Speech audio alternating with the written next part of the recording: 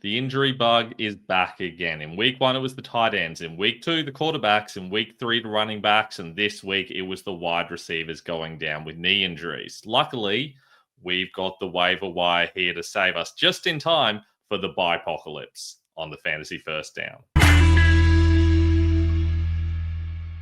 I'm Ben Wasley. Welcome to the Fantasy First Down. We've got injuries. We've got 4 teams in bye, and we've got some depth chart changes. So there's a heap to talk about for the waiver wire for week 5. If you haven't already, make sure you like and subscribe on YouTube. And if you've got any questions, hit us up in the comments below, or you can check us out on Instagram at the Fantasy First Down or on Twitter at Fantasy First Down with no O. Plus, you can find my rankings over at ffdfantasyfootball.com. They usually turn up on about Thursday morning or Wednesday night. But today, we're going to talk about the waiver wire, and we do have a heap of teams on bye.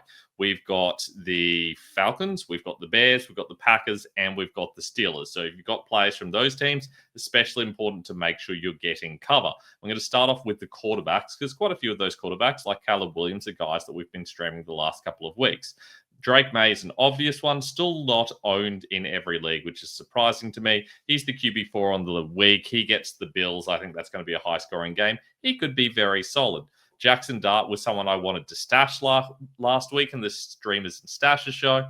He gets the Saints, which is a great matchup. I feel like he could be solid, even though he didn't have to pass much last week. That's because they got an early lead, and he didn't really need to do much after that. They ran the ball an alarming amount. Not very effectively. I feel like this week they're going to need to pass it, and Dart will be better.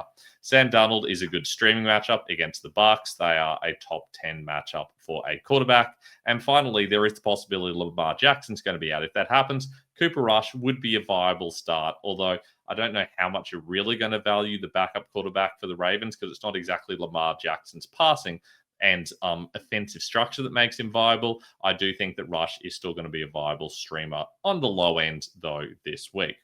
Running back wise, and Trey Benson, as we talked about last week, was always going to be one of the most popular pickups. He gets the Titans this week, which is fine, but realistically, it's his volume that's getting there. The problem with Benson is he's got an injury himself. He's day-to-day. I do think he's probably going to be okay, but it is worth remembering that.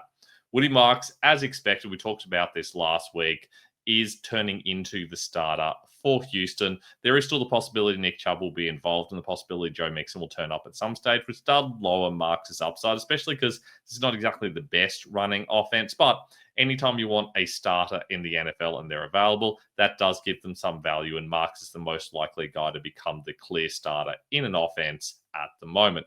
They get the Ravens, which could be helpful given the Ravens are struggling at the moment. They could get a lead and therefore have to run the ball a heap. That gives him plenty of value this week. Kareem Hunt did actually get more carries than Isaiah Pacheco last week. If you are looking for a shallow pickup, then he is a viable option who is getting the opportunities, but I don't feel fantastic about him. The whole committee situation with Brashard Smith getting involved does make me very nervous, but if you really need someone to start and you're in a little bit of a shallower league, then Kareem Hunt is going to be available. Rashad White is an option because Bucky Irving is coming off an injury. If that injury is more serious, White's going to be viable. For that reason, I'd pick him up and just see how the injury is. Plus, he's one of my favorite handcuffs just in your general week because he has plenty of upside. If Irving doesn't play, he's just less likely to play now than he usually would be. Deeper starting stashes and Kendre Miller, similar to Woody Marks, but I think less likely to take over immediately. Alvin Kamara is still the lead guy, but Miller's getting more and more touches and playing pretty solidly. I feel like if the Saints continue to struggle, then we're going to see Miller take over eventually because Kamara is the 30-something running back. It does make sense for them to move on from him. I also think if Kamara gets any sort of injury, they probably shut him down late in the year.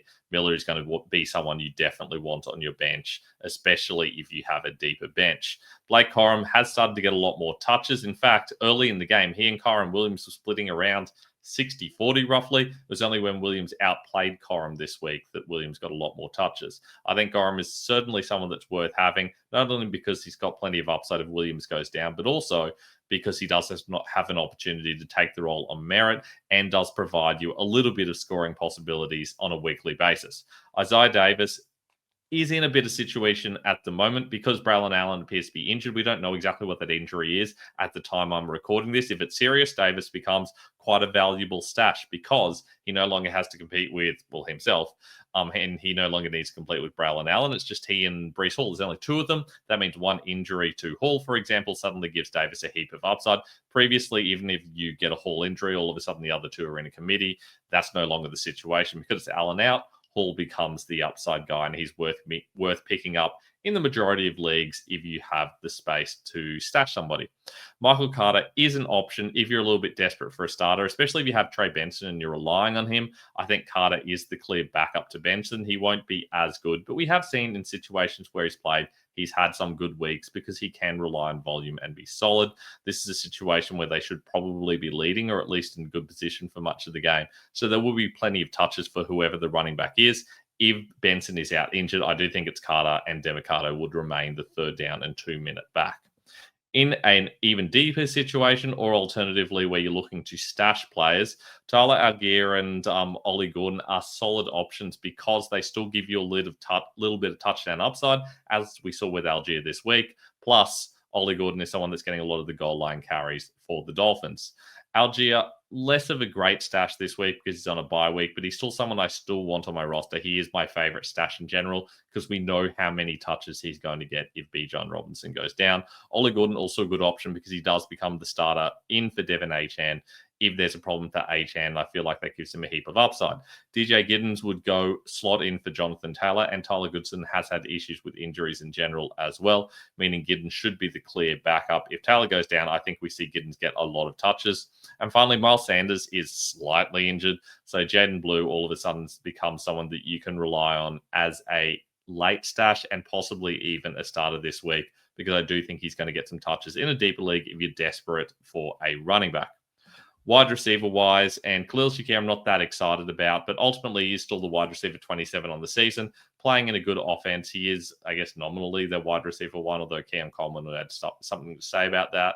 This whole situation is pretty ugly for the Bills. They're really cycling their wide receivers, and we're seeing a lot more of not only Josh Palmer, but also of Elijah Moore, Tyrell Shavers, for example. Curtis Samuel appeared this week with Palmer having issues.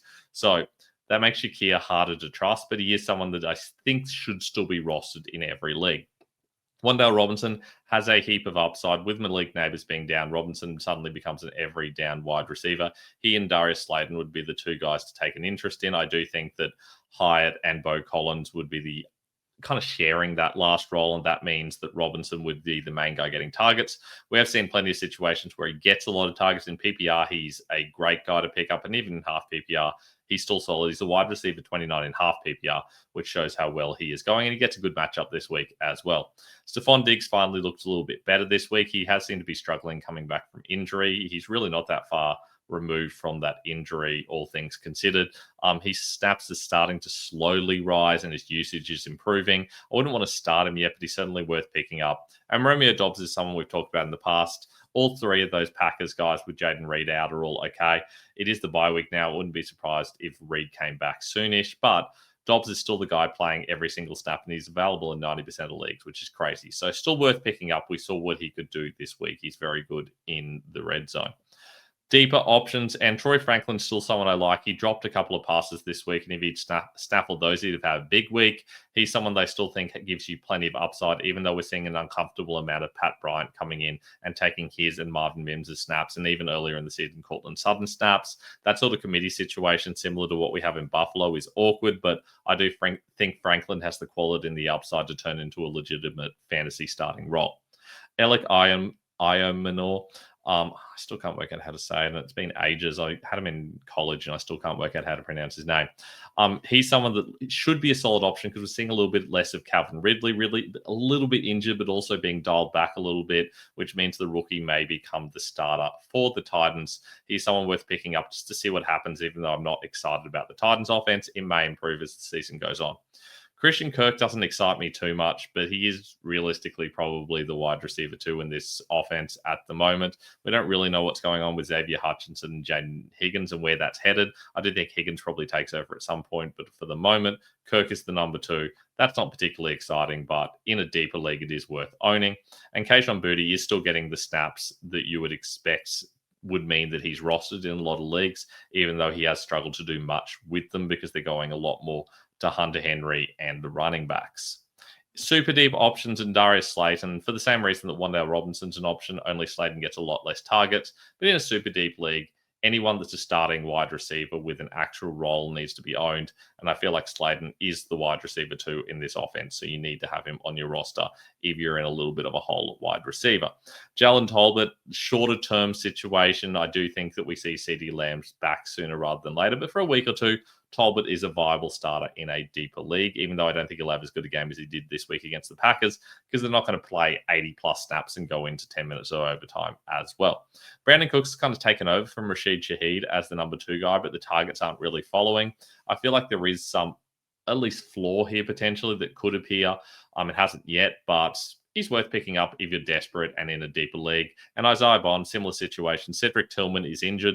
Bond comes into a role where he'll at least be starting and getting some targets. It is a bit of a mixed situation because you're still going to see some Jamari Thrash and a lot of 2 tight end sets. And you will see Tillman back at some point, presumably. But Bond is someone that you can pick up in a very deep league. Tight end wise, and Hunter Henry still available in an alarming amount of leagues for the high scoring tight end on the season. Kyle Pitts getting a lot more snaps, dropped back a little bit this week because they were leading by a lot relatively early in the game compared to the usual situations. But I still think Pitts is someone who should be owned in most leagues, even though he's going into his bye week.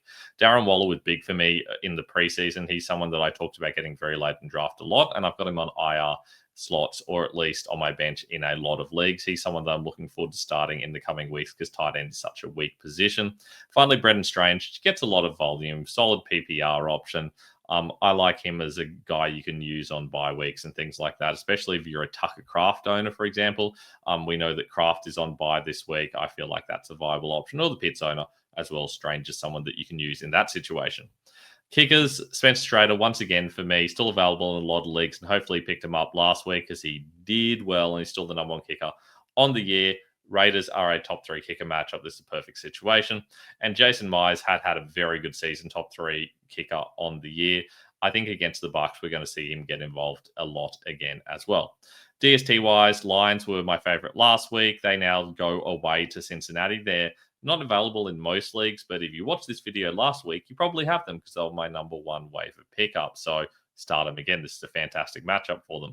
Browns take on the Vikings. Vikings struggling at the moment, giving away a lot of DST points. The Browns defense is a little bit underrated, so I do feel like this could be a solid situation for them. Remember, you go Browns with currently the DST 23. Well, the Lions were the DST 21 last week, and all of a sudden they're the DST 4. That's what happens when you pick up the right team. And that's all we've got for the waiver wire for week 5. If you've got any questions, please make sure you hit us up in the comments, Instagram, or on Twitter. Also, check out our rankings coming out soon at ffdfantasyfootball.com. And make sure you like and subscribe on YouTube. I look forward to catching you guys soon.